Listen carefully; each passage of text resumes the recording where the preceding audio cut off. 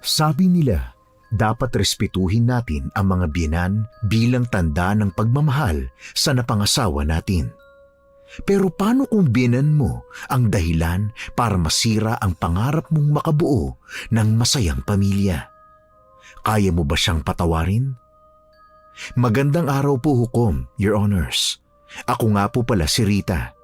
At ngayon, ikukwento ko po sa inyo kung paano namin nalagpasan ng mister kong si David ang masasabi kong pinakamalaking hamon sa relasyon namin.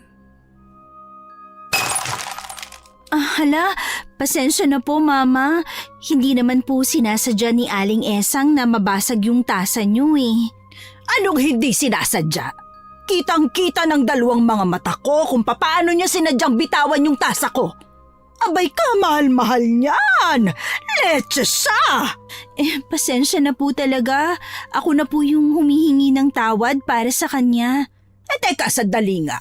Bakit ba parang kinakampihan mo pa yung kasambahay natin na yan, ha? Gusto mo bang isumbong kita kay David? Pasensya na po, ma'am. Ako po talagang may kasalanan. Huwag na po kayong makipagtalo pa kay Rita. Ako na po ang maglilinis niyan. Nakikipagtalo? Ay, Diyos ko! Ganyan ba ang tingin niyo sa akin? Tapos ano? Magsusumbong ka, Rita? Na inaagrabyado kita? Ganon ba ang gusto mong gawin para tuluyan ang masira ang relasyon namin ng anak ko, ha? Hindi naman po sa ganun, ma. Pasensya na po talaga.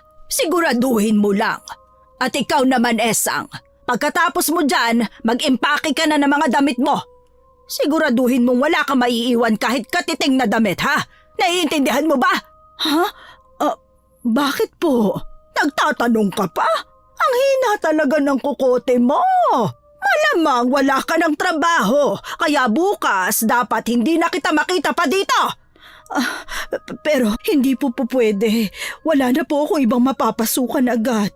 Alam niyo naman po kung gaano ko kailangan ng trabaho kasi dito lang po ako kumukuha ng panggamot ni tatay eh.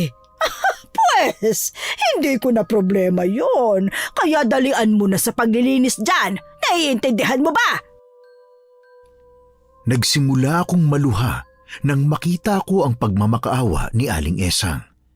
Pansin ko ding nanlalambot ito kaya dali-dali akong lumapit dito para yakapin. Pagkatapos nitong linisin ang mga bubog na nagkalat sa sahig ay agad itong dumiretso sa loob ng kwarto. Samantala, hindi naman ako nakapagpigil pa at sumunod ako kay Aling Esang para kausapin ito. Nadatnan ko siyang sinisilid ang mga damit sa loob ng kanyang bag. Aling Esang, ito nga po pala oh. Tanggapin niyo po sana. Naku, hala ma'am. Para saan po ito? Bigay ko po. Itago niyo na po para kahit papano meron ka pang pambili ng gamot ng tatay mo. Maraming salamat po talaga, ma'am. Ang bait mo talaga. Wala yan. Naranasan ko na po kasi noon ng mawalan at napakahirap. Kaya pinangako ko sa sarili ko noon na kapag nakaluwag-luwag na ako, hindi ako magdadalawang isip na tumulong sa ibang tao. At masaya ako na gagawa ko na yun ngayon. Ma'am, maraming salamat po talaga. Napakaswerte ni Sir David. Ikaw ang napangasawa niya. Siya nga po pala. Saan kayo tutuloy niyan? Sa totoo lang, hindi ko po talaga alam. Parang siguro uuwi na muna ako sa probinsya namin. Buti na lang kahit papano, meron akong naitatabing pera. Mabuti naman po. Pwede ba ako magtanong tungkol kay Mama Leng? Sige po, ano po yun? Matagal ka na bang nagtatrabaho sa kanya? Opo, higit 15 taon na rin. Kung ganun, parati ka ba niyang sinasaktan? Opo, magaan po kasi ang kamay niyang manakit. Saka isa pa, maiksi rin ang pasensya kaya sa tuwing magagalit siya, ako ang pinagbubuntunan niya. Ito po yung mga peklat ko sa katawan para maniwala kayo. Hukom, nanlaki ang mga mata ko nang iangat ni Aling Esang ang kanyang damit. Nakita ko ang isang mahabang galos at ang malaking peklat nito sa tiyan. Naku, na paano po yung mahabang galos na yan?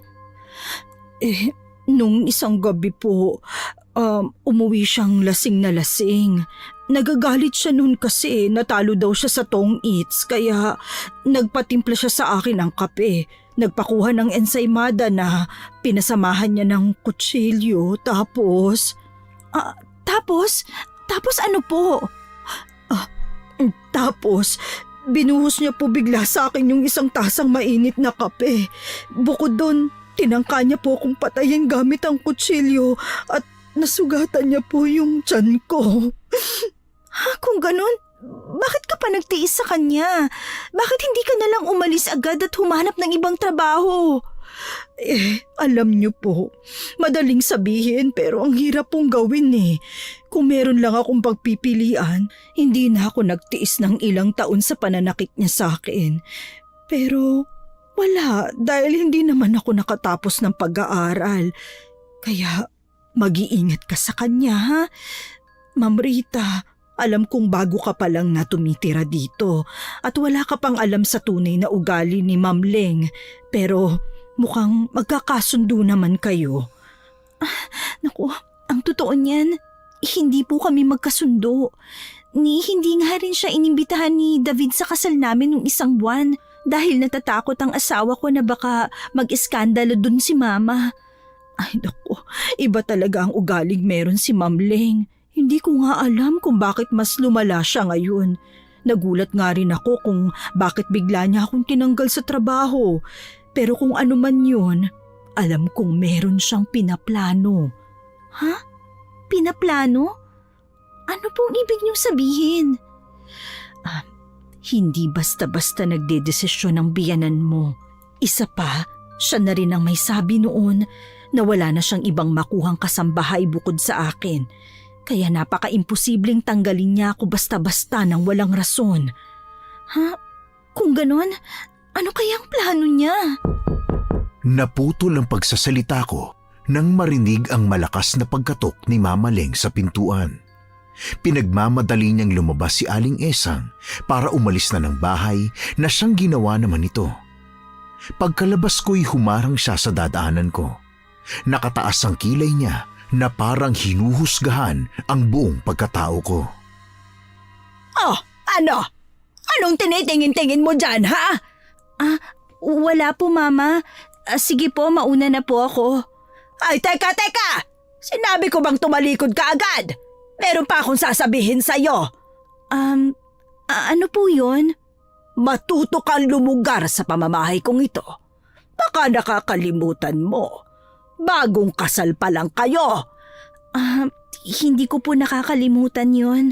Aba, dapat lang. At saka kahit kailan, hindi kita gustong maging manugang ko kaya umayos ka. Wag na wag mo akong minamanduhan sa mga gusto kong gawin. Ipapaalala ko lang din sa'yo na wala kang karapatan sa bahay na ito. Naiintindihan mo? Opo, pasensya na po. Oh, bakit parang iiyak ka na? Nagpapaawa ka ba? Tapos mamaya pag uwi ng anak ko, isusumbong mo ko. Ganun ba? Hindi naman po sa ganun yun. Anong hindi? Akala mo ba hindi ko napapansin yung pagiging sumbongera mo? Na mahilig kang magpaawa tuwing nandyan si David. Ikaw nga rin ang rason kung bakit palagi kaming nagtatalo. Alam mo ba yon? Ito lang ang masasabi ko sa iyo. Kung gusto mong magkasundo tayo, tigil-tigilan mo yung pagiging sumbongera mo. Opo. Sige, lumayas ka na sa harap ko at baka mapikon mo pa ako at maitulak pa kita sa hagdan. Halos 3 buwan pa lang akong nakatira sa poder ng biyenan kong si Mama Leng. Pero hindi naman nabago sa akin ang pakikitungo niya. Dahil noon pa man, nararamdaman ko ng ayaw niya sa akin para sa nag-iisa niyang anak na si David. Gayunpaman, hindi ko na lang siya pinapansin tulad ng laging pinapaalala sa akin ng asawa ko. Pumasok ako sa kwarto para magkulong doon at hinintay ko na lang na makauwi si David. Maya-maya pa ay narinig ko na itong kumatok, kaya naman dali-dali kong binuksan ang pintuan ng kwarto. Pilit kong itinatago ang lungkot sa mukha ko. Pero, mahal? Bakit parang ang tahimik mo? Ayos ka lang ba? Meron bang masakit sa'yo? Oo naman, ayos lang ako, mahal. Medyo pagod lang kasi tinulungan ko maglinis ng bahay si mama kanina. Nako, mahal. Di ba sabi ko naman sa'yo na huwag ka na mag-abala pang maglinis? Lalo pat ang laki ng bahay na to. Baka umatakin na naman yung hika mo niyan. Sige ka. Tsaka isa pa, nandiyan naman si Aling Esang, di ba? Syempre, nahihiya naman ako, no? Oh, ba't namumugto yung mga mata mo kung ganun? Umiyak ka, no? Hindi. Hindi ako umiyak. Napuwing lang ako kanina kasi pawis na pawis ako eh. Ay, mahal naman. Ilang taon na tayong magkarelasyon pero hanggang ngayon ba naman maglilihim ka pa rin sa akin? Alam mo, kilala na kita. Tumatahimik ka na lang kapag meron kang problema. Kaya sige na, ano yun? Sabihin mo na sa akin, makikinig ako. Inaway ka na naman ni mama, no? Kasi kanina, nagkasagutan kami. Ha? Ano? Tungkol saan naman yung sagutan ninyo? Wala. Huwag mo nang problemahin yun. Wala lang yun. Kung hindi mo sasabihin, tatanungin ko si Aling Esang. Teka lang, mahal. Huwag ka nang mag-abala pa. Wala na kasi si Aling Esang dyan. Ha? Anong ibig mo sabihin wala na siya dyan? Tinanggal na siya ni mama kanina. Ha? Bakit? Alam mo, mas mabuti pa siguro kung si mama na lang yung kausapin mo para malaman mo kung anong rason niya kung bakit. Bago pa man ako makatapos magsalita, ay lumabas na si David ng kwarto. Saka dumiretso kay mama. Hindi pa muna ako lumabas, pero nang marinig kong nagtatalo na sila, sumunod na ako. Pero nagtago ako sa pintuan ng sala. Kitang-kita ko ang panggagalaiti sa mukha ng biyenan ko habang nakikipagtalo kay David. At sino naman na nagkwento sa'yo niyan? Yung magaling mong asawa? Alam mo, wala na talagang ibang ginawa yung babaeng yan kung hindi sirain ang relasyon natin. Oh, mama, ba't naman nadamay si Rita sa pag-uusap natin? Ang tinatanong ko ang sagutin ninyo. Bakit nyo tinanggal sa trabaho si Aling Esang? Alam mo kung bakit? Dahil tatanga-tanga si Esang. Hindi ba kinuwento sa'yo ng asawa mong magaling na nakabasag siya ng mamahaling tasa? Hindi. Pero yun lang, tatanggalin mo na siya kagad sa trabaho? Bakit hindi? Yung tasa na yun, 1,000 ang halaga at paniguradong kulang pa ang sweldo niya ng 1 buwan para mabayaran yon. Imported yon, David, ha? Putya naman, ma. Wala na ba talagang mas mahalaga sa'yo kundi yung mga material na bagay, ha? Alam mong kailangan ni Aling Esang ng trabaho. Isa pa, hindi lang naman siya basta kasambahay dito, ha? Parte na siya ng pamilya natin. Ang tagal-tagal na niya nagtatrabaho sa atin, mama. Wala akong pakialam sa pinagsamahan namin. Muchacha pa rin siya dito. Kaya aalisin ko siya kung kailan ko gusto. Ha? Ganyan ba talaga ang ugali niyo, mama? Di na kayo naawa kay Aling Esang. Hindi talaga, David. Sabihan mo na ako ng masasakit na salita. Pero isa lang ang masasabi ko sa iyo. At yan ay ako pa rin ang nagdedesisyon sa pamabahay na ito. Kaya kung ayaw mo kong sundin, lumayas kayo dito ng asawa mo. Ganon. O sige, ma. Lalayas kami ngayon din. Tatalikod na sana si David pero napahinto ito nang marinig na umaray si Mama Leng. Ininda niya ang dibdib kaya naman nataranta ang asawa ko at agad na inalalayan ito papasok sa kwarto.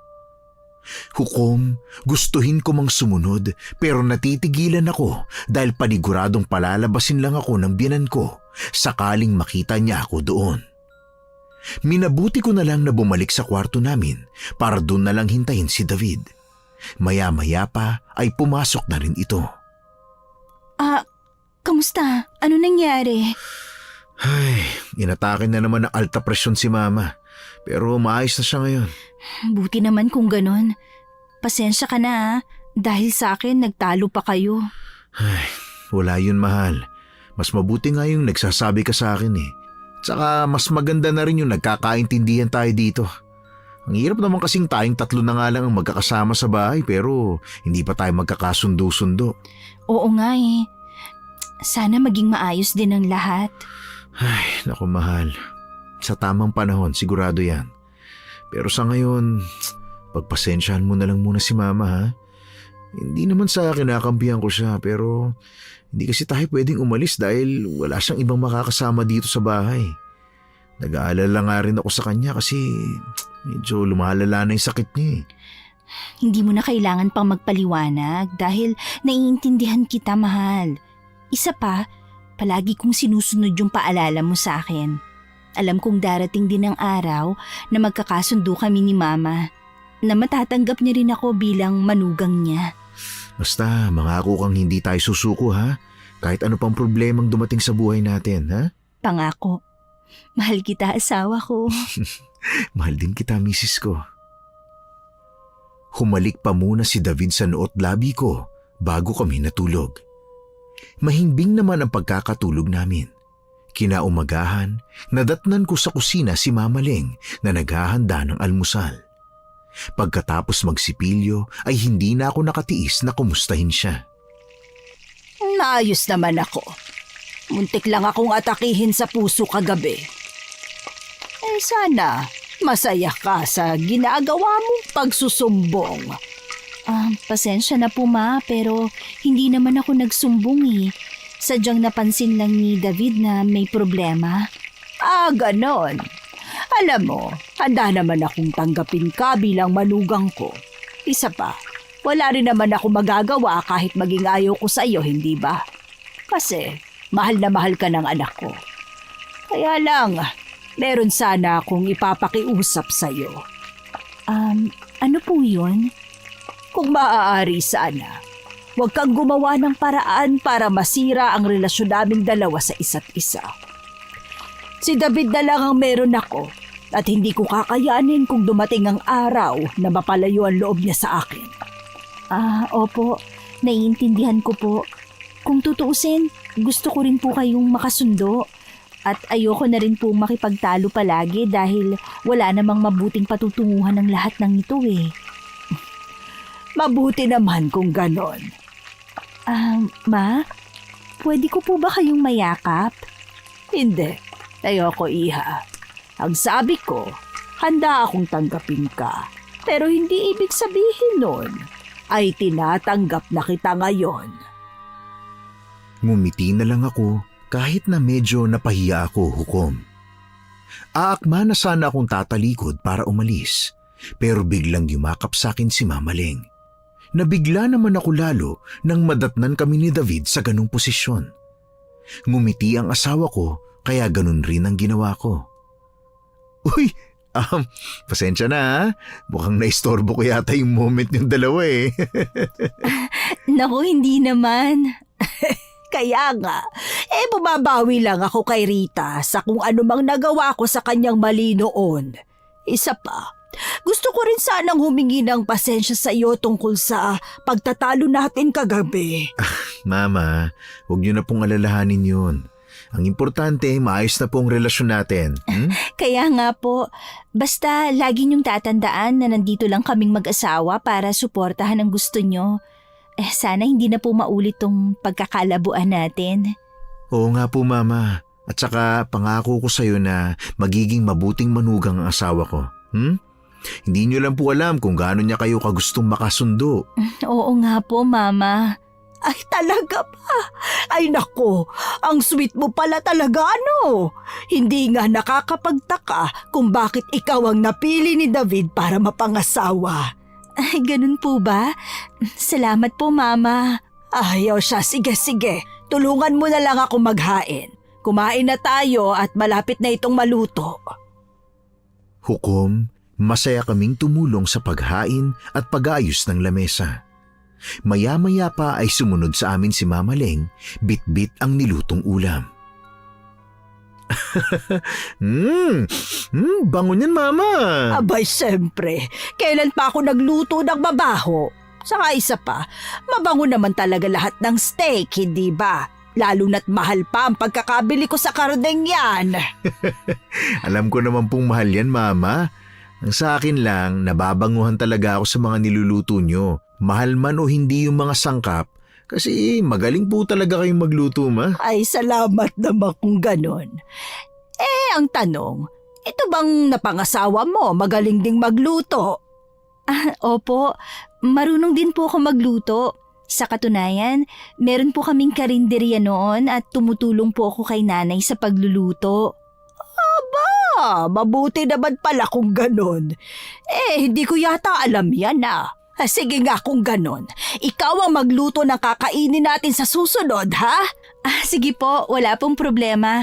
Paglulutuan ko po kayo ng specialty ko. Ay naku, nakakatuwa na bang marinig yan. Ay siya, sige iha ha.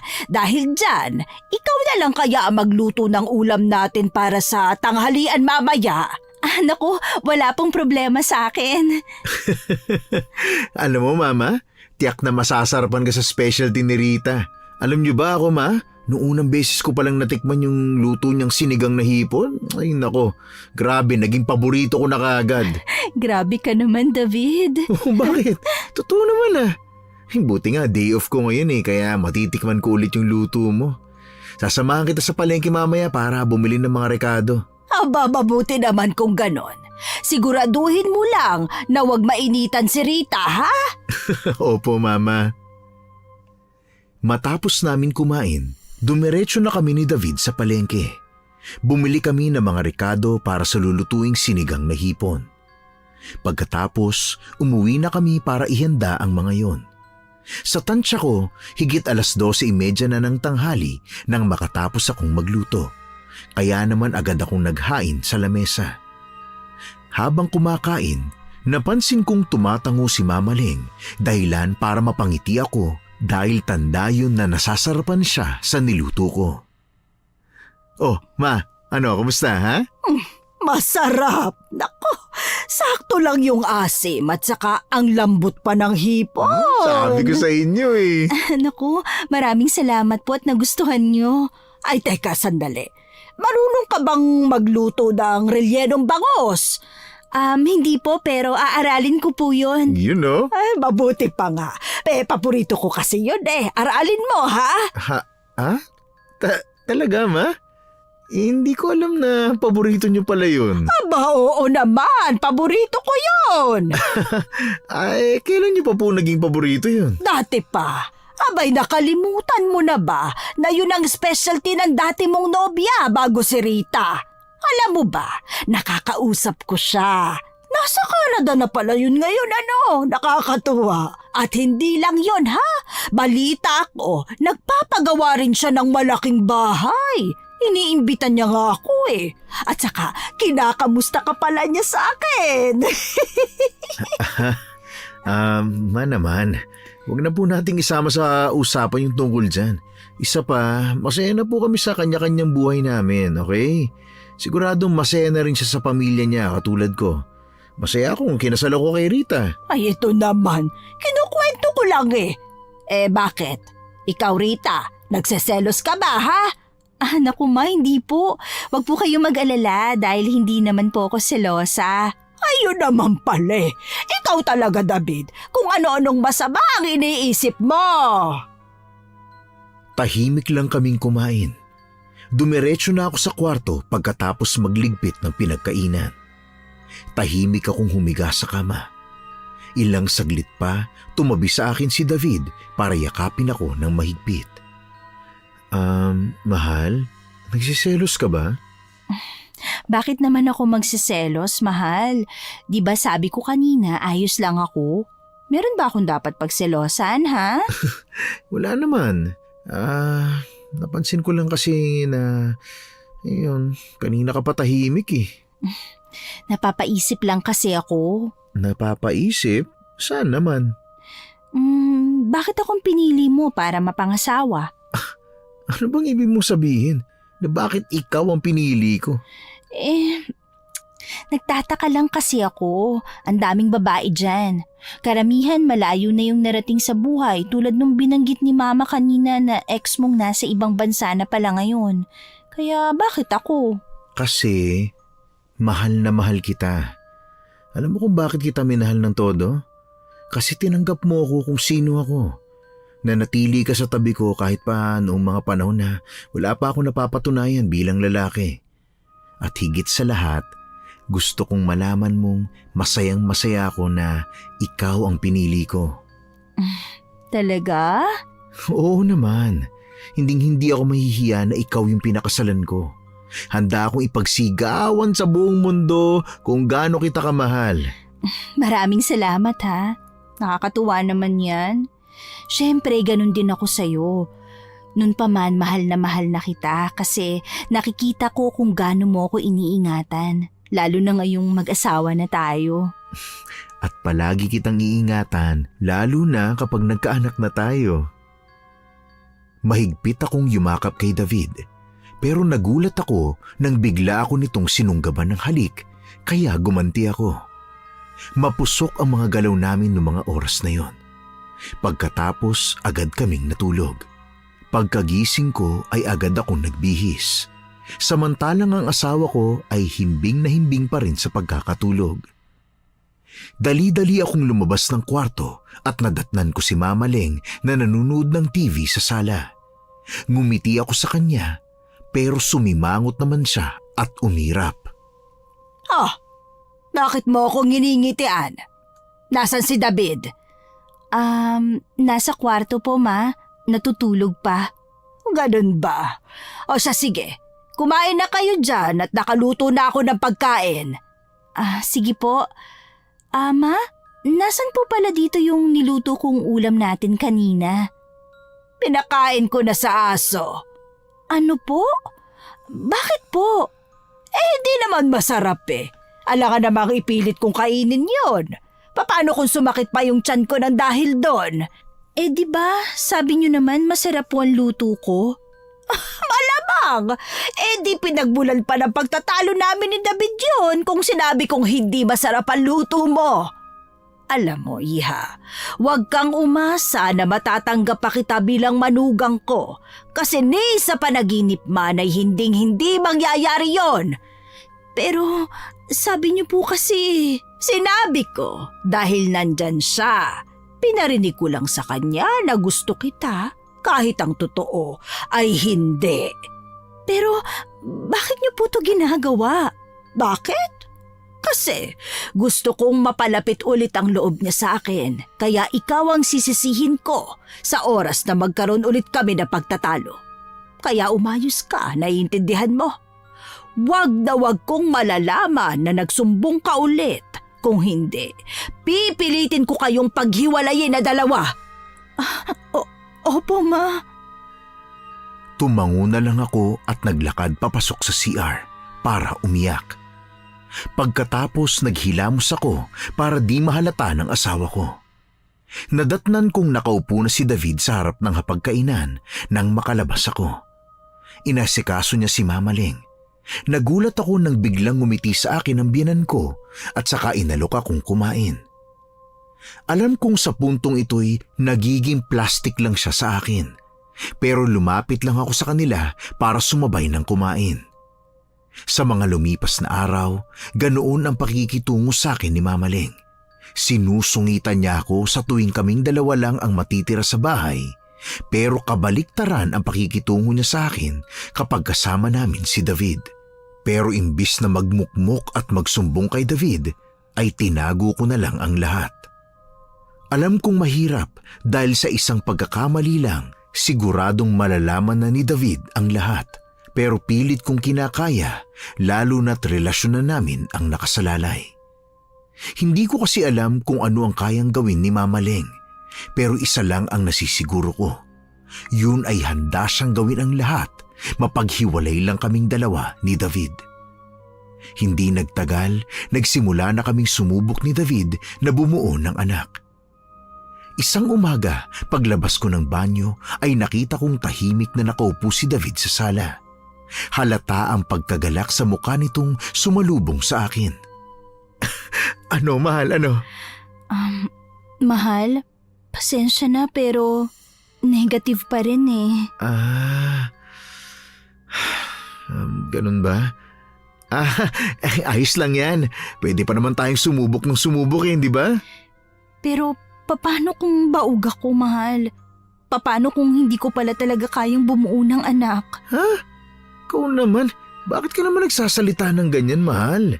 Nag-aalala kasi ako at napapaisip na baka iwan mo ko sakaling malaman nating baog ako. Huwag kang mag-alala. Hindi ko magagawa sa'yo yun, no? Baka hindi pa to yung oras na nakalaan sa atin para magkaanak tayo. Sana nga. Pero sana matupad ko pa yung pangarap natin na magkaroon ng isang masayang pamilya. Saka sana matupad ko yung pangarap mo na magkaroon ka ng anak. Matagal mo nang gusto yun, di ba? Oo naman. Pero hindi ko naman pipilitin kung hindi pa ito yung tamang oras. Basta huwag tayong mapagod na maghintay. Dahil alam kong ibibigay naman yan sa atin. Sa ngayon, mas maganda kung magdasal na lang muna tayo ng magdasal. Ipanalangin natin na sana maayos ang lahat. Mahal, maraming salamat ha. Salamat kasi naiintindihan mo ko at hindi mo ko pinipilit. Ba syempre naman, hindi ko pipilitin yung babaeng pinakamamahal ko. Nangako ako sa iyong irerespeto kita, hindi ba? Napangiti na lang ako sa sinabi ni David, pero hindi ko pa rin maiwasan ang malungkot kahit na nararamdaman kong totoo ang sinasabi niya sa akin. Higit sa lahat, nag-aalala ko na baka tunay nga ang suspetsa ko na baog ako. Higit 11:00 ng tanghali na nang magsimulang gumayak si David para pumasok sa trabaho. Kaya naman dali-dali ko itong inasikaso. Pagkaalis niya ay dumiretso na ako sa kusina para hugasan ang mga pinggan. Maya-maya pa ay narinig ko na ang boses ni Mama Leng. Hindi ko na muna sana siya lilingunin pero nagulat ako nang bigla niyang hawakan ng mahigpit ang braso ko. Nagpaplano na pala kayong bumuo ng pamilya. Opo, tama po kayo. Kung ganon, bakit hindi niyo man lang ako sinabihan? Kasi po, Ma. Kasi ano? Ayaw mong pakialaman ko kayo ng asawa mo. Kala mo naman hindi ko malalaman. Pwes, narinig ko ang pag-uusap niyo kanina. Hindi naman po sa ganun, Ma. Pero, tumigil ka nga sa kakapaliwanag dyan. Huwag ka mag-alala dahil hindi naman ako galit sa'yo. Dahil hindi naman kayo makabuo, hindi ba? Ma? Ano po nakakatawa dun? Ano nakakatawa? Di ikaw. Alam mo kung bakit? Kasi baog ka. Kaya tanggapin mo na kahit kailan ay hindi kayo makakabuo ng anak ni David. Ma, bawiin niyo pong sinabi niyo. Bawiin? Bakit? Hindi mo ba matanggap ang katotohanan? Alam mo, maraming nagkakandarapang babae kay David. Karamihan sa kanila, meron nang napatunayan sa buhay, hindi katulad mo. Kaya kung ako sa'yo, magdadasal na ako na sana hindi ka nga talaga baog. Dahil sa oras na mapatunayan ni David na hindi mo kayang mabuntis, paniguradong papalitan ka niya at itatapon na lang na parang basura.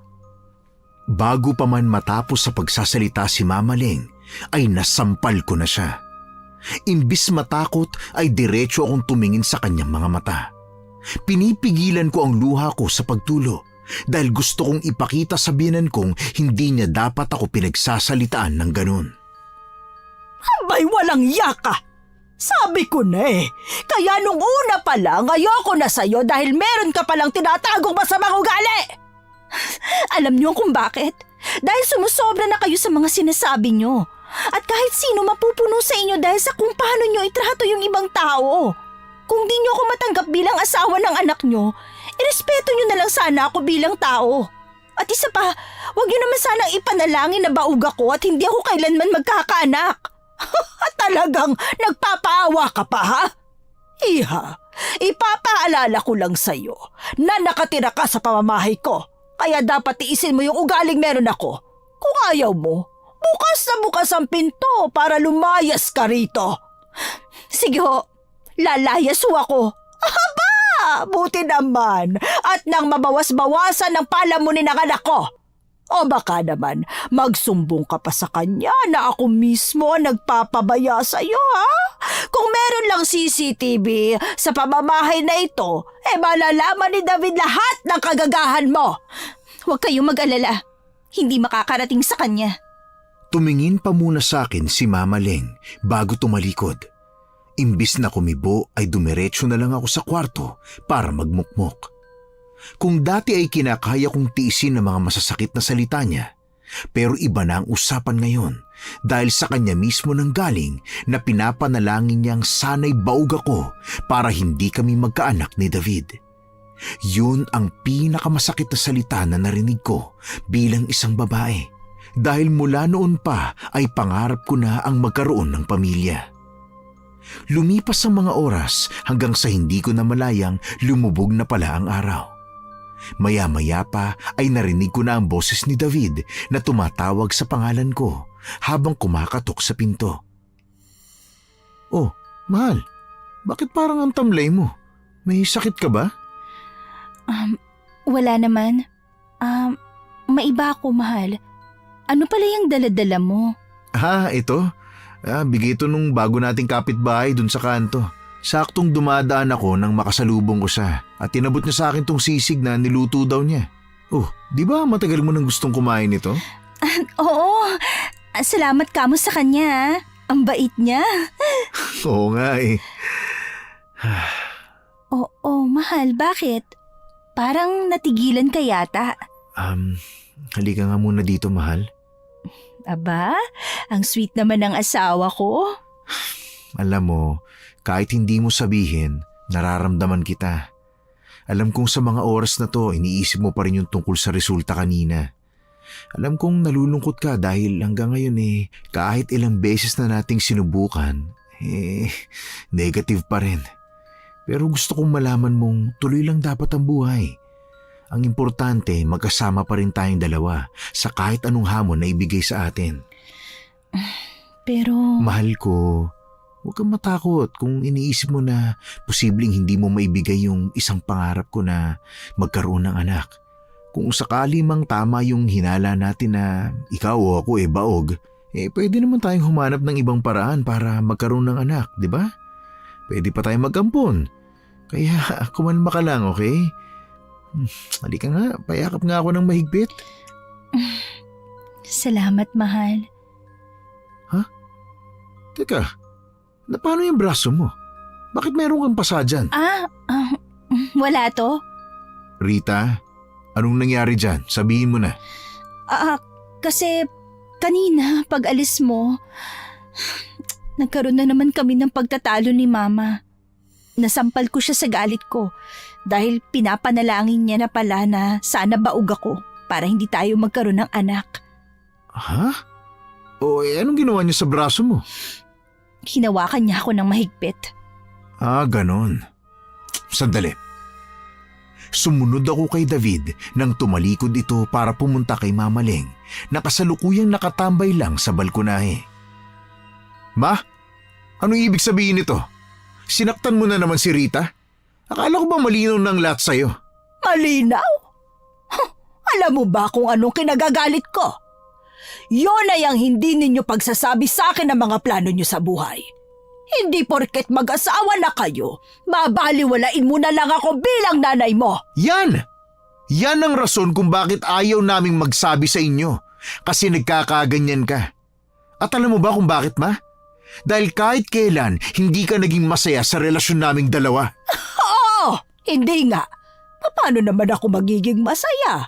Kung alam kong mapupunta ka lang sa isang babaeng walang narating sa buhay. Sasayangin mo lang ang buhay mo dahil nakatuluyan mo ang babaeng yan. Kung makapagsalita kayo, akala ninyo masamang tao si Rita. Yun na nga eh. Hindi man siya masamang tao pero grabe ang impluensya niya sa'yo. Tingnan mo. Ngayon, ganun-ganun na lang kung sagutin mo ako ng pabalang. Dahil sumusobra na kayo. Kahit sinong tao hindi makakatagal dyan sa ugaling meron kayo eh. Ano gusto mong gawin ko ha? Baguhin ang ugali ko para sa babaeng yan? Pwes, hindi ko gagawin yon. Ang sakin lang naman, ma, dapat irespeto niyo siya bilang asawa ko. Dahil sa mata ng Diyos, mag-asawa na kami. Kaya sa ayaw niyo't sa gusto, siya lang ang babaeng mamahalin ko. Kaya pwede ba? Tantanan nyo ng pagbabalik sa nakaraan? Uulitin ko, matagal na kaming tapos ng dati kong nobya at wala na kayong magagawa para doon.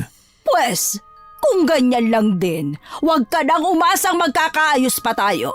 Huwag ka na rin umasang kahit kailan ay magiging maayos ang trato ko dyan sa asawa mo. At ikaw naman, Rita, nakala ko ba aalis ka na? Bakit nandito ka pa? Matama na. Kung gusto nyo siyang palayasin dito, pues sasama ako. At talagang nagmalaki ka pa. Sige, saan naman sa tingin mo kayo titira? Alam mo, David, alam ko ang kapasidad ng kakayahan mo. Hindi mo pa nga kayang mabuhay ng mag-isa eh. Ni magluto nga, hindi mo kaya. Kaya ko na ho dahil tinuruan ako ni Rita. Eh di mabuti kung ganon. Basta ito lang ang tatandaan mo. Hindi na kita kailanman tatanggapin sa oras na bumalik ka dito sa pamamahay ko. Umalis si David, kaya sumunod ako. Pagkapasok sa kwarto, agad na niyang inimpake ang mga gamit niya. Dahil naramdam ko ang bigat ng pakiramdam niya, ay niyakap ko siya. Mahal, pasensya ka na. Pero hindi mo naman kailangan sumama sa akin sa pag-alis ko. Isa pa, walang ibang makakasama si Mama dito. Alam mo, kung papipiliin ako, ayoko naman talagang umalis at iwan siya mag-isa rito eh. Pero tulad ng pangako ko sa iyo at sa mata ng Diyos, sasamahan kita kahit saan ka man magpunta. Pero maiintindihan ko naman kung hindi mo muna yan tutuparin. Dahil tulad ni Mama, may sakit din sa puso ang lolo ko noon. At alam ko kung gaano kahirap na iwan siyang mag-isa. Oo, pero gusto ko rin kasing patunayan kay Mama na kaya ko dahil lagi niyang tinatapakan ang pagkalalaki ko at ang kakayahan ko bilang isang tao. Kaya gusto ko rin munang magpakalayo-layo mula sa kanya. Pero mahal, huwag kang mag-alala dahil kakausapin ko siya kapag maayos ng lahat, okay? Sa ngayon, problemahin na muna natin yung lilipatan nating bahay. Pangako, mahal? Oo, pangako yan. O siya, dali mo na lang yung bag kong pinaglalagyan ng pera at ako nang magbubuhat nitong mga gamit natin para hindi ka na masyadong mapagod. Pero mahal, saan naman tayo matutulog? Siguro magpapalipas na lang muna tayo ng gabi sa hotel. Pero huwag kang mag-alala dahil kakausapin ko yung kaibigan ko bukas para tanungin kung may bakante pa ba yung pinapaupahang apartment nila. Ngumiti si David sa akin kaya kahit papano ay nakampante ang loob ko. Tahimik kaming lumabas ng bahay para pumunta sa hotel na sinasabi nito. Kaya lang kahit komportable ang kwarto ay hindi naman ako nakatulog ng mahimbing. Pinapakiramdaman ko kasi si David dahil naririnig ko ang paghikbi nito. Kinabukasan, pumunta kami sa bahay ng kaibigan ng asawa ko para tingnan ng apartment. Ikaw talaga mahal ko. Kahit kailan talaga ang kulit mo. Ayan, hinihingal ka pa tuloy. Ano ka ba? Normal lang naman na hingalin ako dahil mainit ngayon. Saka isa pa, alam mo namang ayoko nakikita kang napapagod ng sobra, 'di ba? Salamat ah.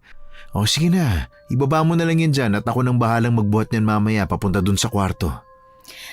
Sige mahal. Buti na lang talaga bakante pa tong apartment, no? At least kahit papano, meron tayong nalipatan agad. Oo nga eh. Hindi lang yun ah. Kasi binigyan pa tayo ng kaibigan ko ng discount para sa unang 2 buwan ng renta. Ngayong kailangan na nating magbayad ng renta, baka pwedeng humanap na ako ng trabaho, mahal, para tulungan ka sa gastusin. Payagan mo na ako. Sige na, mahal. Bakit ba? Alam mo namang hindi ako papayag na bumalik ka sa pagtatrabaho, hindi ba? Kaya dito ka na lang sa bahay, ha? Ikaw na lang mag-asikaso at maglinis ng bahay tulad ng ginagawa mo nun sa bahay ni Mama. Pero nahihiya kasi ako sa iyo eh. Siyempre, kahit paano, kahit kaya mo naman, ayokong iasa sa iyo ang lahat. Kasi kahit paano, kaya ko rin naman magtrabaho para kumita tayo ng mas malaking pera. Isa pa, mahal na rin ang bilihin ngayon, di ba? Oo, tama ka. Mahal naman talaga ang bilihin sa panahon ngayon, pero huwag mo nang alalahanin yon, ha? Ikaw na nga rin ang nagsabi na mainit na ngayon. Baka kung mapano ka pa sa labas, di ba? Isa pa, meron pa naman tayong naiipon dyan, di ba? Meron pa nga, pero ayoko naman na magalaw natin yun ng basta. Ay nako, ayos lang yun. Dahil gagastosin naman natin yung pera na yan sakaling kailanganin natin. Isa pa, hindi naman sa mga luho mapupunta yung perang yun kundi sa pangangailangan natin sa pang-araw-araw. Pero alam mo, hanggat meron akong trabaho, sisiguruhin kong hindi natin niya magagalaw ng basta-basta. Ang responsable mo talagang asawa. Siyempre naman, para sa ikabubuti ng buhay natin yan Pero ikaw mangako ka sa akin na hindi mo pababayaan ang sarili mo kahit na anong mangyari. Ayoko magkasakit ka dahil mas iniisip mo pa ang trabaho mo kaysa sa sarili mo. Pangako po, misis ko. Tulad ng napag-usapan, parati lang akong nasa loob ng bahay sa mga lumipas na linggo. Housewife ika nga nila hukom, pero hindi yun madali para sa akin dahil kahit na anong pagkukumbinsi ang gawin ko sa asawa ko ay hindi ito pumapayag na tumulong akong magtrabaho. Gayunpaman, masaya kami at kontento sa kung anumang klaseng pamumuhay ang meron kami. Isang araw, isang magandang balita ang dumating dahilan para halos mapatalon kami sa tuwa. Mahal! 2 linya! Ibig sabihin buntis ako! Ha? Talaga? Patingin nga! Uy, mahal nga no! Magiging tatay na ako sa wakas! Matutupad ko na yung pangarap nating dalawa na magkaroon ng masayang pamilya. Hindi ba yun ang gusto mo? Oo naman. Yan ang gustong-gusto ko at matagal ko nang pinapangarap. Ay, maraming salamat po, Panginoon! Mahal na mahal kita, asawa ko. Mas lalong mahal na mahal kita, misis ko. Hindi ako mabubuhay kung wala ka. Ang sweet mo talaga. Panigurado, magiging mabuti ka ring ama. Syempre naman. Kaya ngayon kailangan ko na magdoble kayod para makapag-ipon tayo ng pera para sa panganganak mo at sa pag-aaral ng magiging anak natin. Oo nga. Kaya ngayon, wag mo na akong kukulitin na magtatrabaho ka ha? Dahil alam mong hinding-hindi ako papayag, lalo na ngayon na dinadala mo ng magiging anak natin. Opo, mahal ko. Pangako. Humalik sa labi ko si David. Masayang-masaya siyang pumasok sa trabaho, samantalang ako naman ay ganadong maglinis ng buong bahay. Maya-maya pa ay tumunog ang cellphone ko, kaya dali-dali akong lumapit dito. Agad na sinagot ko ang tawag ni Aling Esang. Hello, Rita. Kamusta ka na? Ang tagal na nating hindi nag-uusap pa. Maayos naman po ako. Ikaw, kamusta ka na po, Aling Esang? Ito, nagsisimula ng panibagong buhay kasi kamamatay lang ni tatay. Kaya pasensya ka na kung hindi na kita nakakamusta kasi naging abala ko sa pag-aayos ng libing niya at ng lilipatan kong bahay. Ganun po ba? Huwag na po kayo mag-alala kasi naiintindihan naman po kita at saka isa pa, hindi ba po nabanggit niyo sa akin noon na meron kayong lupa?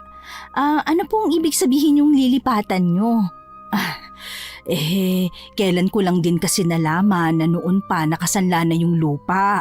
Hindi naman kaagad sa akin sinabi ni tatay kasi daw nahihiya siya na baka daw mas mabaon ako sa utang kapag iniisip kong tutubusin ko yung lupa. Ay, naku, nakakaawa naman po pala kayo kung ganun. Kung gusto niyo po, bumalik na lang po kayo dito kina Mama Leng. Paniguradong tatanggapin ulit niya kayo. Mag-isa lang siya dun Teka, anong ibig mong sabihin na mag-isa? Nung gabi kasing magkaroon kami ng pagtatalo, naisipan naming umalis ni David. Kaya ngayon, umuupa lang po kami sa apartment dito ng kaibigan niya. Ay naku, Diyos ko. Kahit kailan talaga yung sileng. Kaya nung araw na mapaalis na ako, sinabi ko na sa sarili kong hindi magtatagal ay lalayasin nyo rin yan dahil sa pag-uugali niyan. At hindi nga ako nagkamali. Ay naku, kung alam nyo lang kung gaano ko yan pinagtiisan. Kaya nga po Pero kung kayo po ang tatanungin, wala na po ba talaga kayong planong bumalik sa kanya? Aba, naku, wala na. Ibig sabihin, hindi na rin po tayo magkikita? Ay naku, meron akong magandang balita sa'yo.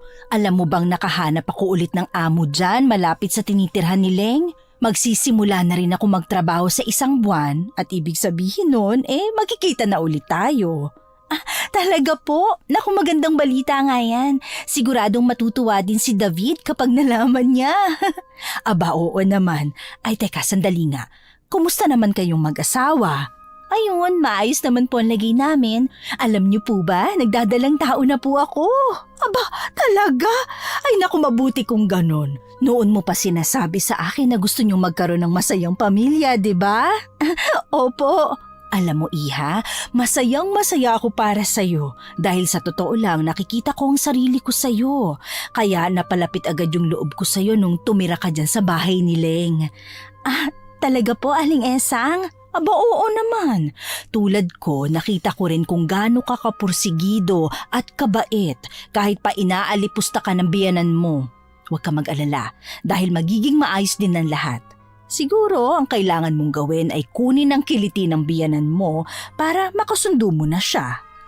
Hindi naman na tumagal ang usapan namin ni Aling Esang dahil nagpaalam na akong ipagpapatuloy na ang paglilinis. Nang sumapit ang gabi, ay tuwang-tuwa kong ibinalita kay David ang lahat. Parang bata ang reaksyon niya dahil matagal na raw niyang namimiss ang dating kasambahay.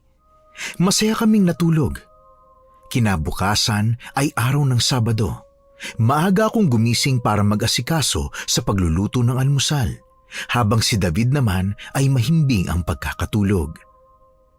Kasalukuyan kong hinuhugasan ang kawaling ginamit nang makarinig ako ng sunod-sunod na mahihinang pagkatok sa pintuan. Kaya naman dali-dali kong binuksan ang pinto at nagulat nang makita si Kabene na tumatagaktak ang pawis at halatang pagod na pagod. Kabene, ano pong ginagawa niyo dito? Bakit mukhang pagod na pagod po kayo? Ay, meron kayong kailangang malaman. Nasaan ang asawa mo? Nandito po sa loob. Halika, pasok po kayo. Mukhang hinihingal pa kayo eh. Teka lang, kukuha lang po ako ng tubig na pwede niyong mainom. Ay, sige Iha, maraming salamat ha. Pakitawag na rin ang asawa mo at kailangan ko kayong kausaping dalawa. Tungkol saan po? Ay, mas maganda kung sasabihin ko nang nakaharap ang asawa mo. Sige po, saglit lang po Maupo po muna kayo dyan. Dali-dali akong pumasok sa kwarto para gisingin si David. Pagkabalik ko sa sala, ay maingat kong binaba ang hawak na inumin kay Kabene sa lamesa. Sa puntong ito'y kinakabahan na ako dahil parang merong kakaiba sa ekspresyon ng matanda. Oh, Kabene, kamusta na hong pamumuhay ninyo? Paano niyo ho pala natuntun kung saan kami nakatira? Nagtanong-tanong ako, David, nung malaman kong merong nangyaring masama sa nanay mo. Ha? Ano pong ibig niyo sabihin? Pumunta kasi ako doon kanina para sana ibigay sa inyong ulam na niluto ko. Pagpasensyahan mo na ha, kasi pumasok ako sa loob ng bakuran ninyo nang walang paalam. Pero doon ko nakita ang nanay mong merong benda sa kaliwang braso. Kinausap ko siya. Sabi niya nahulog daw sa hagdan, dahilan para mapilay ang kaliwang braso niya. Nandito ako para kumbinsihin kayo na bumalik na sana doon tulad ng bilin sa akin ni Leng. Siya mismo ang nagsabi na kailangan niya daw kayo. Ha? Oo, sige po. Wala pong problema. Ay, nako iho, maraming salamat Hindi naman sa panghihimasok sa buhay ng pamilya ninyo pero ikunento din kasi sa akin ni Leng ang nangyari. Yung dahilan kung bakit kayo umalis sa bahay niya. Alam mo, David, sana ay mas lawakan mo na lang ang kaisipan mo dahil ganoon talaga kaming mga magulang. Lalo na at kami tumatanda na. Kaya't sana'y intindihin mo na lang ang ugaling mayroon siya dahil paniguradong naghahanap lang siya ng atensyon mo at natatakot na baka dumating ang araw na hindi mo na siya pansinin dahil meron ka ng binubuong pamilya. Sige po, Kabene.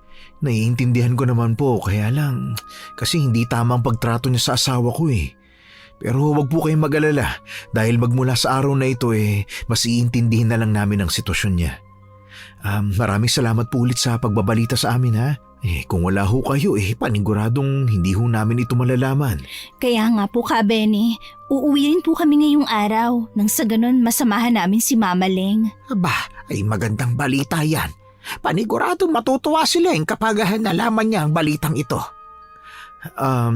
Kabene, pwede ho kayang makahingi ng pabor? Abay, oo naman iho, walang problema. Ano ba yon? Kung maaari po sana, wag niyo po munang sabihin kay Mama na uuwi kami kasi gusto po namin siyang sorpresahin. Yun lang pala eh. O sige, mukhang maganda yung naisip mo, iho. O siya, yun lang naman ang gusto kong ibalita sa inyo. Hindi na rin ako magtatagal dito, ha? Teka lang po saglit. Ayaw niyo po bang kumain ng tanghalian dito para sabay-sabay na tayo? Saka bilang pasasalamat na rin po sa kabutihan na ginawa niyo. Ay naku, iha, wag na. Maabala ka pa, at kailangan kong umuwi dahil mayroon pa akong pasyente sa bahay. Pasyente? Doktor po ba kayo? Hindi, iha. Pero isa akong albularyo. Nako, pasensya na at hindi ko kagad nabanggit sa inyo ang tungkol sa trabaho ko, ha? Dahil kamakailan ko lang naman din ipinagpatuloy ang panggagamot. Dahil kailan ko lang din naman nalaman na uso pala ang usog at maligno dito sa lugar niya. Ay, kung ganun pala, para po kayong hero, ano? Ay, nako, hindi naman. Ang tunay na hero o bayani ay ang ating Panginoon sa itaas. Kaya lagi tayong magpasalamat sa Kanya, ha? Siya, sige na ha.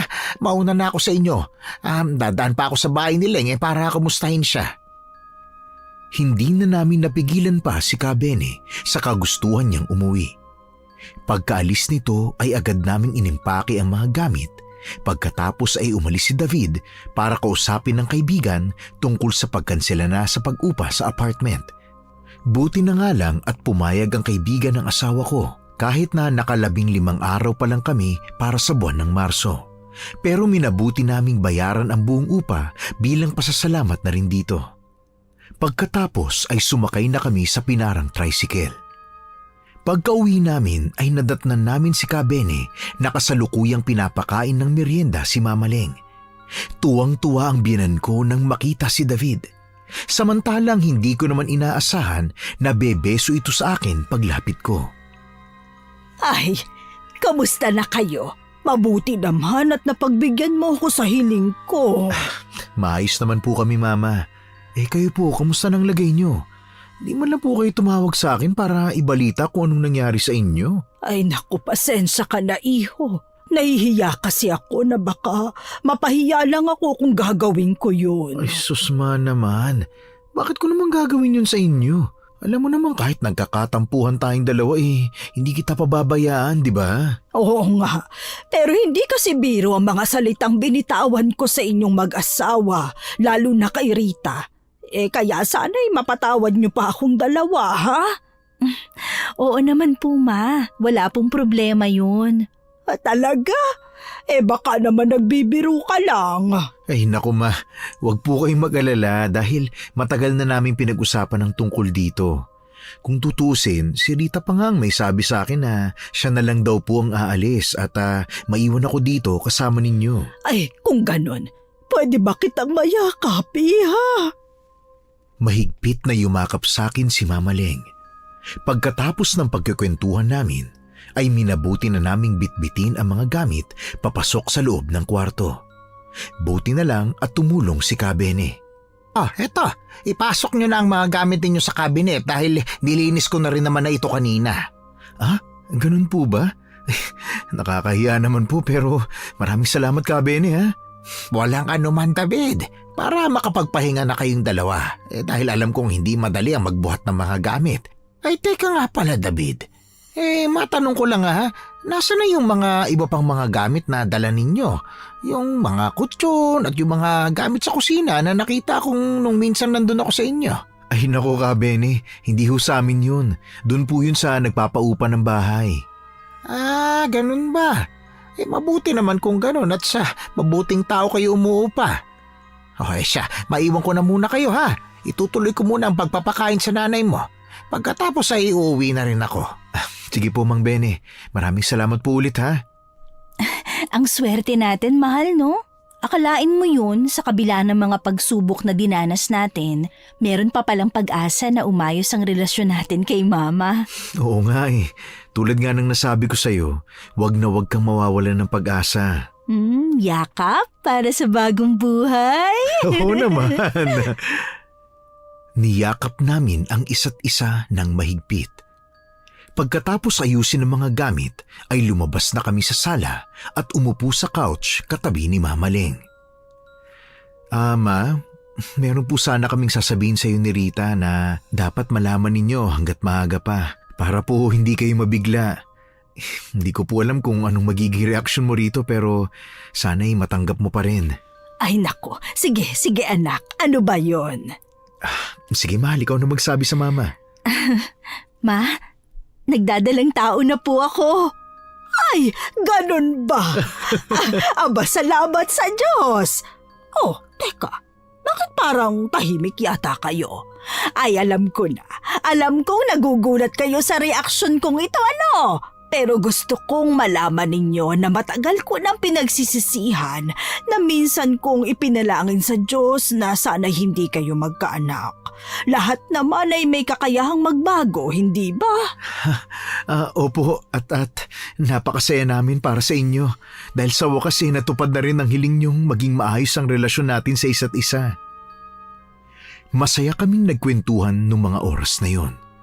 Nang sumapit ang gabi ay ako na ang nagpresentang magluto ng hapunan. Siniguro kong magiging masarap ang putahe na niluto ko, Hukom. Pagkatapos namin kumain ay nagpahinga na kami.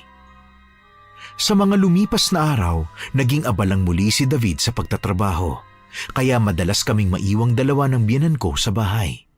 Ako ang nag-aasikaso kay Mama Leng. Kung dati ay takot na takot akong kausapin ito, ibang-iba na ngayon. Dahil sa wakas ay umayos na ang pagtrato niya sa akin. Isang umaga, habang nasa kusina ay tinawag niya ako. Ma, ano po yun? Meron po ba kayong kailangan? Ay, pagkatapos mong magluto, makikisuyo lang ako na pakiplansya mo ang dress na binili ko na nasa loob ng cabinet. Nasa plastic pa yon. Ingatan mo ha! At mahal yon. Yun kasi ang isusuot ko para bukas. Teka ma, saan po kayo pupunta? Nag-text kasi ang kumari ko kanina lang at iniimbita ako sa birthday party niya. Pero maayos na po ba ang lagay nyo? Isa pa, nagpaalam na po ba kayo kay David? Hindi pa sa ngayon. Pero ako na magbabanggit sa kanya. At saka wag mo akong alalahanin dahil maayos naman ang lagay ko kahit papano. Eto nga at nagagalaw ko na rin tong braso kong napilay . Ay, mabuti naman po pala at maayos na ang kalagayan nyo.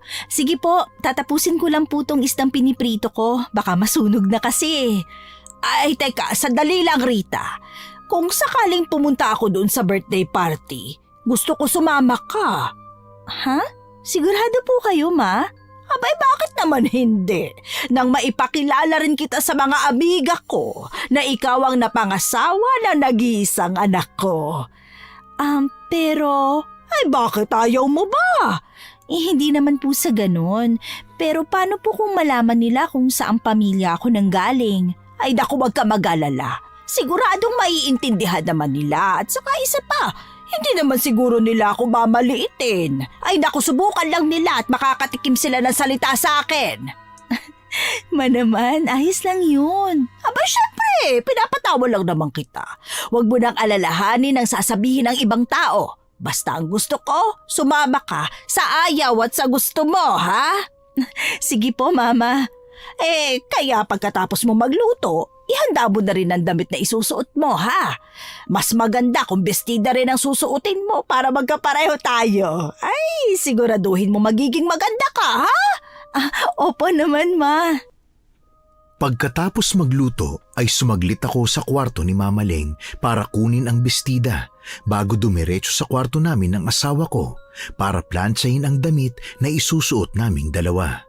Nadatna naman ako ni David na sinasampay ang mga damit na plinansya ko nung umuwi na siya.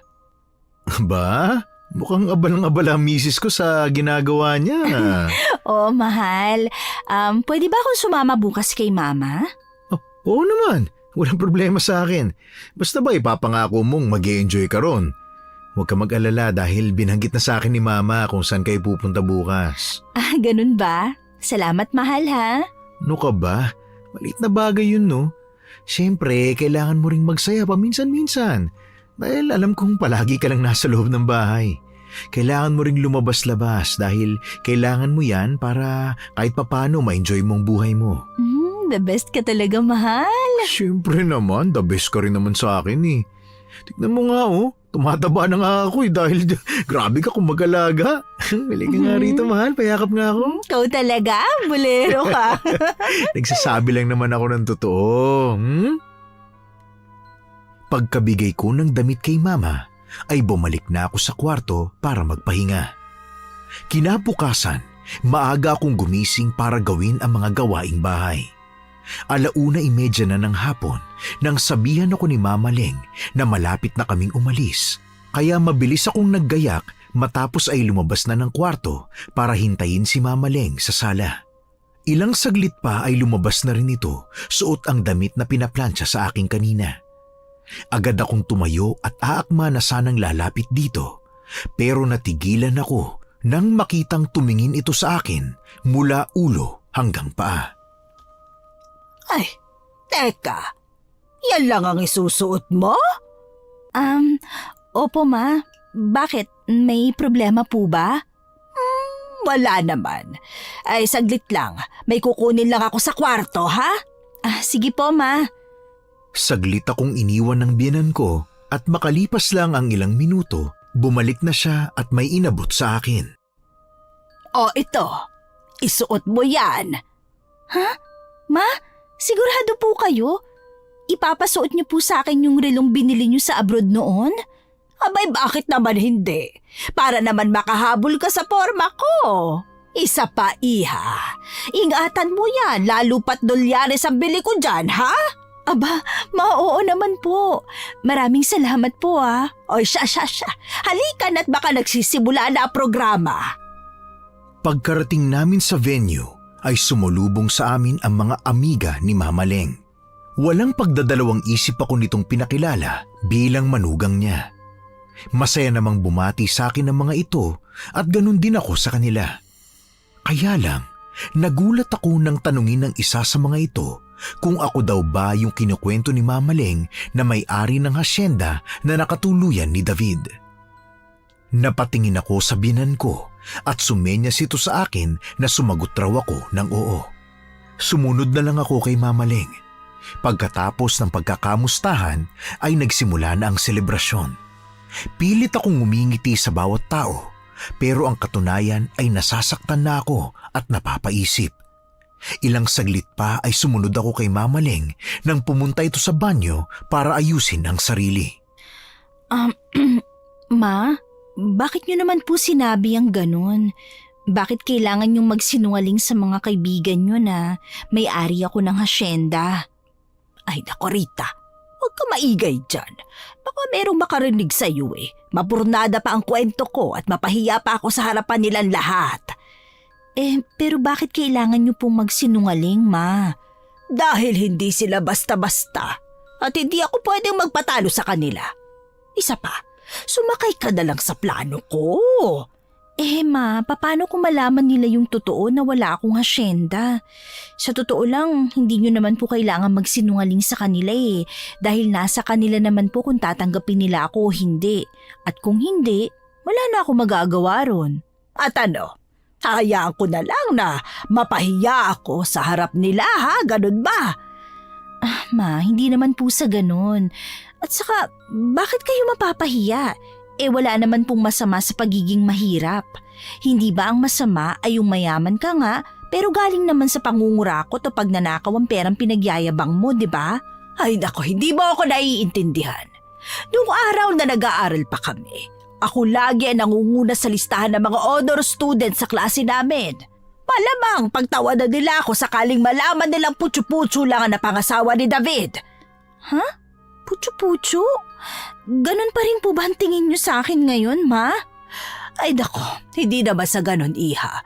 Hindi ko intensyon na maliitin ka. Ang sa akin lang, hindi pa kasi talaga ako handa na sabihin sa kanila ang totoo. Pero huwag ka mag-alala. Hindi rin naman magtatagal ang pagpapanggap ko sa kanila. Sa ngayon, hayaan mo na muna ako, iha. Sige na. Sige po, Ma. Hahanap lang ako ng buwelo sa kung paano ko ipapaliwanag sa kanila na hindi totoo ang dati kong kinuwento sa kanila tungkol sa'yo. Pinanindigan ko lang kung anong sinabi ko sa kanila noon Sana na may naintindihan mo. Tumango na lang ako at pilit nang umiti.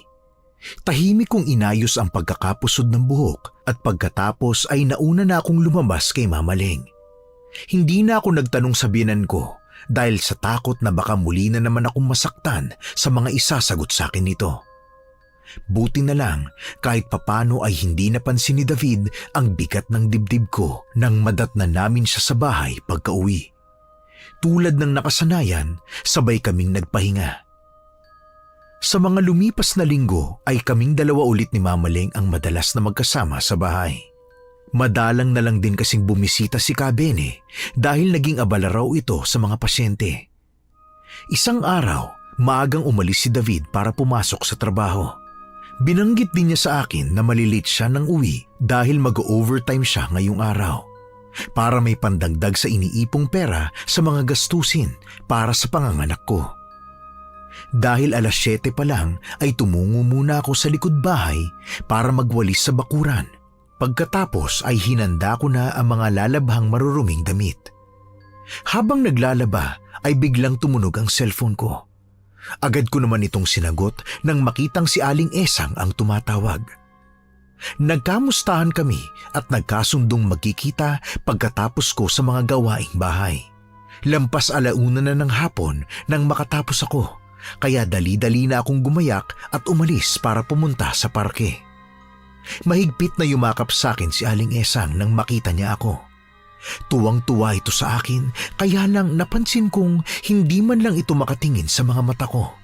Pero imbis na mag-usisa tungkol dito, ay hinayaan ko na lang. Aba nako, grabe. Ang bilis talaga ng panahon ano. Akalain mo yun? Ang laki na kaagad ng tiyan mo, Rita. Oo nga po, Aling Esang eh. Natutuwa nga po ako kasi sa wakas, biniyayaan din kami ng Diyos na magiging anak. Diyos? Ay, Iha. Dapat sa mga sarili ninyo ikaw nagpasalamat dahil kayo naman ang gumawa ng bata. Ha? Ano pong ibig niyo sabihin? Wala. Ay tara na nga at baka abutan pa tayo ng gabi sa pagchichismisan dito. Pumunta kami sa isang sikat na tindahan ng halo-halo. Siyempre ay kinamusta ko ito tungkol sa yumaong tatay niya. Doon ko lang naisip na meron palang mga taong kayang ikubli sa pagbibiro ang mga problemang pinagdaraanan nila. Dapit hapon na nang makauwi ako. Nadatnan kong nakapamewang na si Mama Leng sa pintuan. Sa kagaling? Aba, anong oras na? Kanina ka pa wala. Muntik na akong sumugod sa mga pulis para lang ipahanap ka. Pasensya na po, Mama. Nagpahangin lang naman po ako sa labas. Ay, ito nga po palang pasalubong ko sa inyo. Ihaw? Ay, aba, salamat. Ay, halika. Pumasok na tayo sa loob at baka mahumugan ka at mapano pa yung apo ko sa sinapupunan mo. Mabuti pa nga po. Dumiretso ako sa sala, samantalang si Mama Leng naman ay sumaglit sa kusina para kumuha ng plato at lalagyan ng sausawan. Pagkabalik nito ay kwinento ko rito kung saan ako pumunta. Hindi ko na lang sinabi na nakipagkita ako kay Aling Esang dahil siguradong magagalit ito. Ay, mabuti naman at kahit papano ay nagsaya-saya ka rin.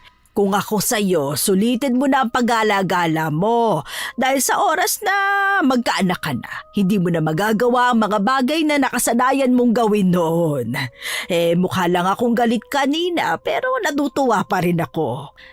Opo, yun nga po yung gusto kong gawin kasi gusto ko mag-focus sa pag-aalaga sa magiging anak namin ni David. Ay mabuti kung ganun, Iha.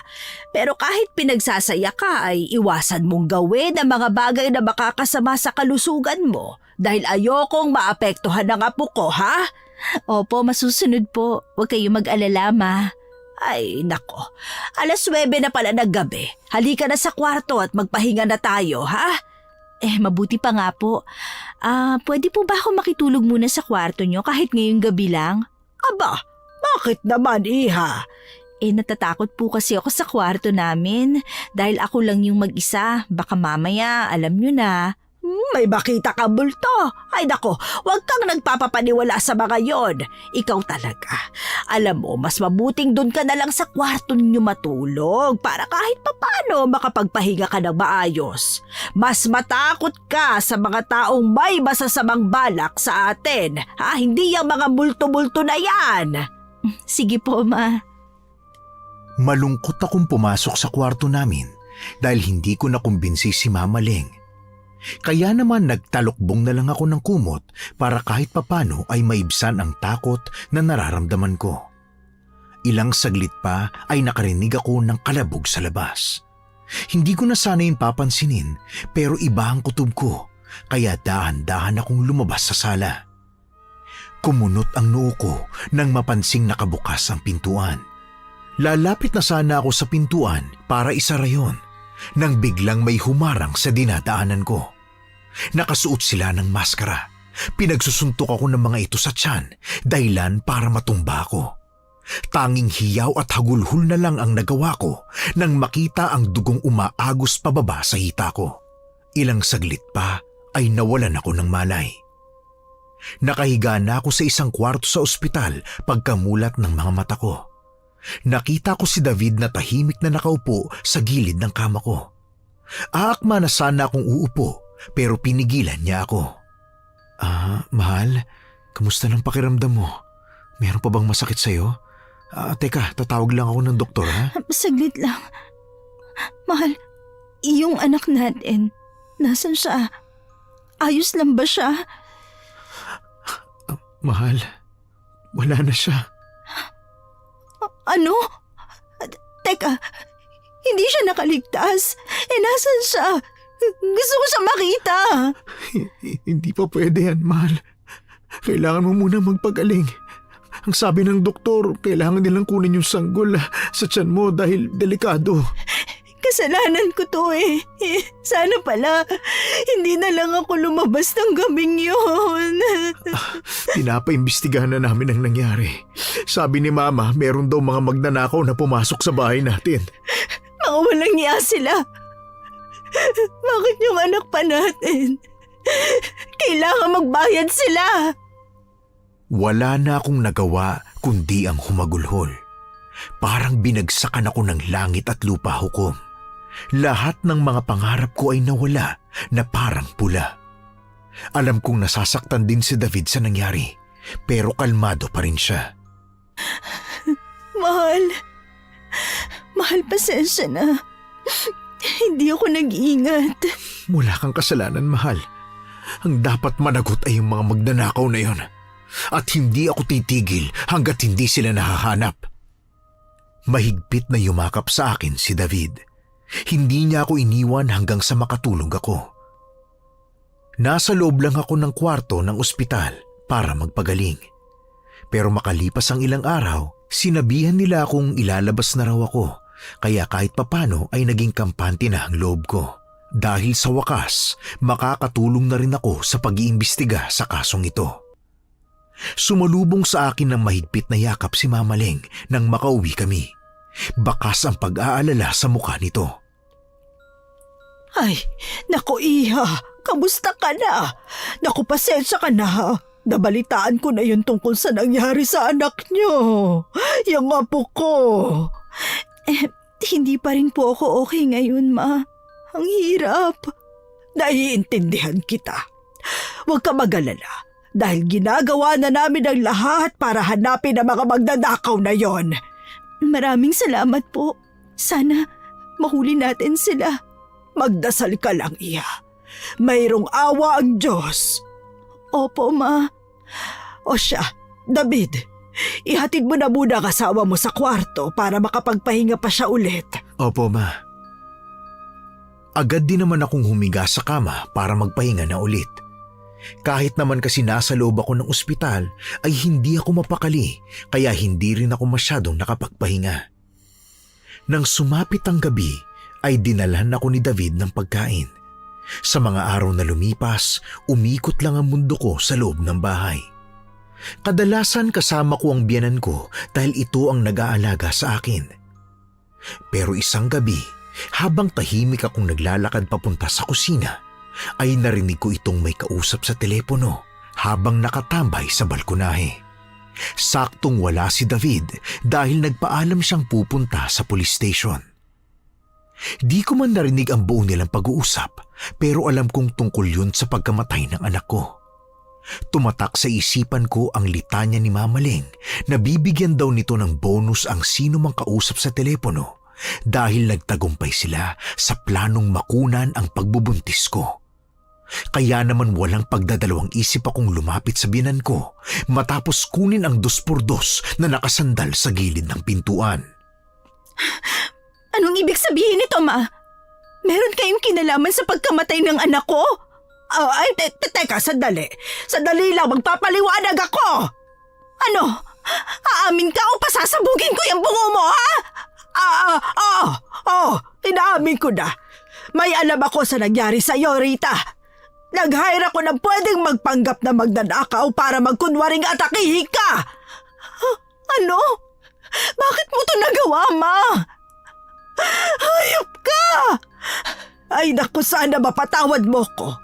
Nagawa ko lang naman yun kasi para masira ang relasyon nyo ng anak ko. Demonyo ka! Ipakukulong kita!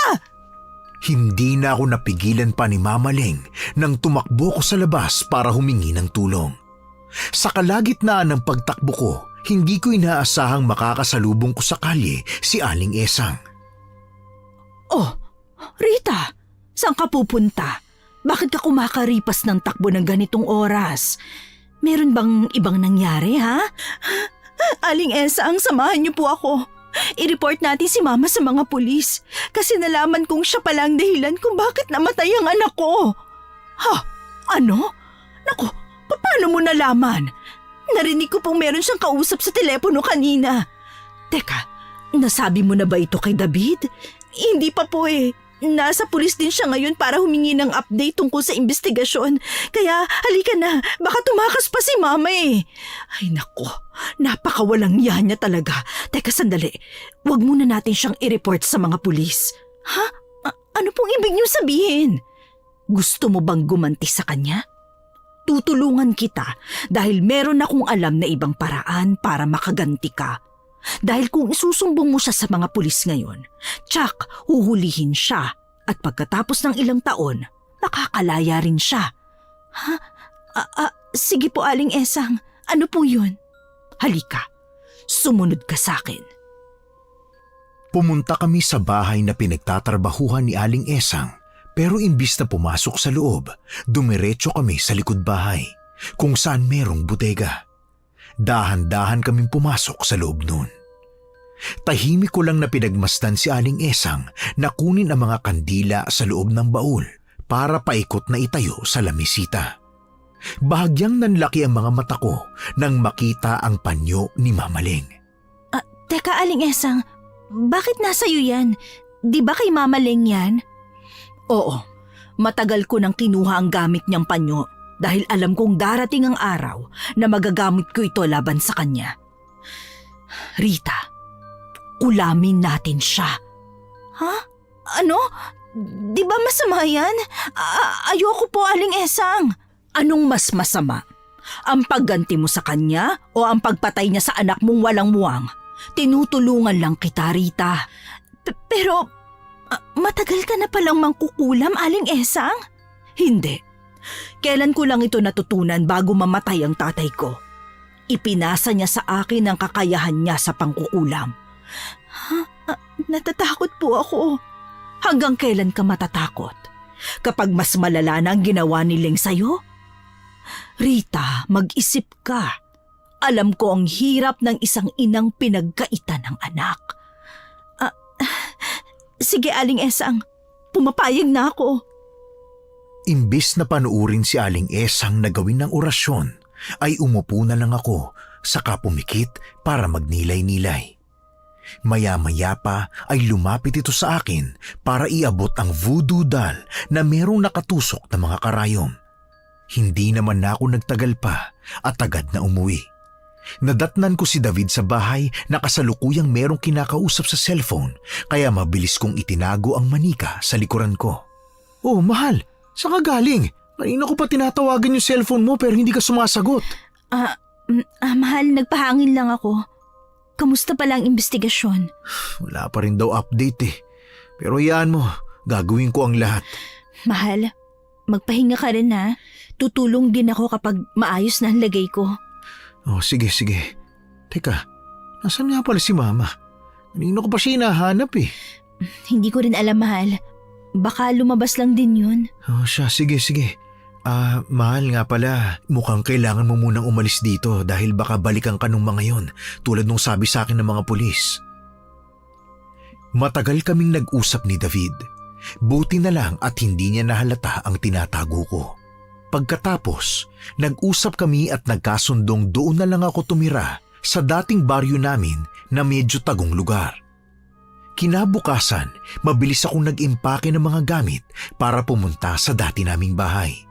Agad kong nilabas ang manika mula sa bag, saka ito tinusok ng tinusok. Buong maghapon ko yung ginagawa.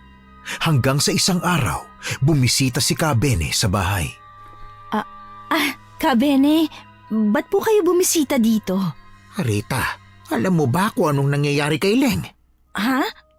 Ano pong ibig niyo sabihin? Merong kumukulam sa kanya, Rita. At base sa mga ginawa kong orasyon, isang babaeng nakunan ang gumawa noon. Wala naman akong ibang alam na kakilala ng biyenan mo na babaeng nakunan, kundi ikaw lang. Teka, Kabene, saan mo po siya nakita? Umuwi ba siya kagabi? Kaninang umaga lang siya umuwi. Masakit na masakit ang buong katawan niya. Magpapahilot lang sana siya sa akin pero napansin kong merong kakaiba sa kanya. Oo, ako nagpakulam sa kanya. Ano? Bakit ganon? Bakit mo ginawa yun, Rita? Dahil siyang dahilan kung bakit namatay ang anak ko. Sandali, anong ibig mong sabihin? Ikukwento ko ang lahat ng nalalaman ko. Kailangan malaman ng asawa mo ang lahat ng ito, Rita. Kaya halika, umuwi na tayo. Kasalukuyang nakahiga sa kama si Mama Leng nang madatnan namin siya sa bahay. Iniinda nito ang pananakit ng katawan, samantalang si David naman ay mahigpit na yumakap sa akin.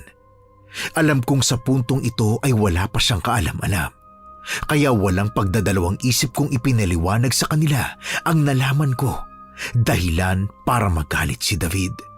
Handa na sana siyang kumprontahin ang nanay niya pero pinigilan siya ni Kabene para sabihin kailangan muna naming gamutin si Mama Leng. Kaya dali-daling isinagawa ni Kabene ang orasyon. Pagkatapos, buong maghapon kaming magkasamang tatlo para bantayan si Mama Leng. Kinabukasan, nanumbalik na ang lakas nito kaya kinumpronta na siya ng asawa ko.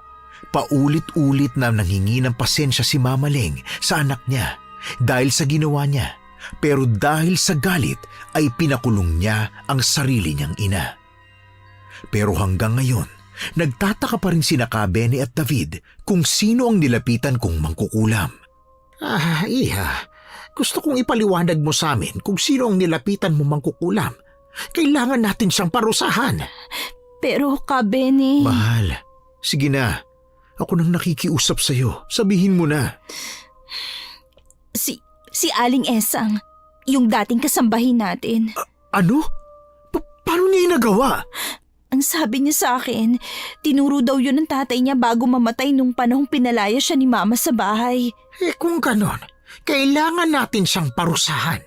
Ibabalik ko sa kanya ang sumpang ito at baka makapambiktima pa siya ulit ng ibang tao.